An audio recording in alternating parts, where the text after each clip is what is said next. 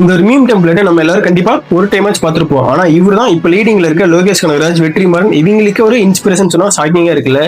1942 நியூயார்க்கில் பிறந்த மார்ட்டின் சின்ன வயசுல ஹார்ட் மனோல் அஃபெக்ட் ஆகுறாரு. இதனால எல்லா குழந்தைங்களும் அவரால் நார்மலா இருக்கும் போல விளையாட முடியல. இதை பார்த்து அவங்க அப்பா அம்மா அவருக்கு சினிமாவோட ஒரு விஷயத்தை கண்ணில் காமிக்கிறாங்க. சின்ன வயசுல சினிமா மேல ஆர்வம் வந்து ஒரு கேரக்டர் வரைஞ்சு அதுக்கு ஒரு ஸ்டோரி போர்டு ரெடி பண்றாரு.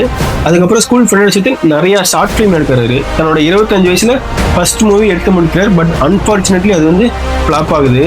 ஆனா அவர் கிவ் அப் பண்ணல. அந்த மூவில பண்ண தப்பு எல்லாத்தையும் திருத்திக்கிட்டு 10 வருஷத்துக்கு அப்புறம் டாக்ஸி டிரைவர் ஒரு படம் எடுக்கிறாரு. மக்களிடையே ரொம்ப வரவேற்பை பெறுது. அதுக்கப்புறம் இவர் எடுத்த எல்லா படமுமே ஹிட் மட்டும்தான். இந்த ஒரே ஒரு டைரக்டர் மட்டும்தான் காமெடி, அட்வென்ச்சர், த்ரில்லர், ரொமான்டிக் இது எல்லா ஜேர்னலையும் டாப்ல இருந்து இவர் ஒருத்தர் மட்டும்தான். இந்த ஒரு மனுஷன் தான் இப்ப நம்ம மூவில பாக்குற slow motion, long tracking shot எல்லாமே கண்டுபிடிச்சது இவர் தான். இந்த ஒரு மனுஷன் மட்டும் கிட்டத்தட்ட 91 டைம் ஆஸ்கர்ல செலக்ட் ஆகி 20 டைம் ஆஸ்கர் அவார்டு வின் பண்ணியிருக்காரு. இந்த ஒரு ரீசன்னால தான் இப்ப இருக்க லீடிங் டைரக்டர் எல்லாருமே இவரோட இன்ஸ்பிரேஷனை பாக்குறாங்க.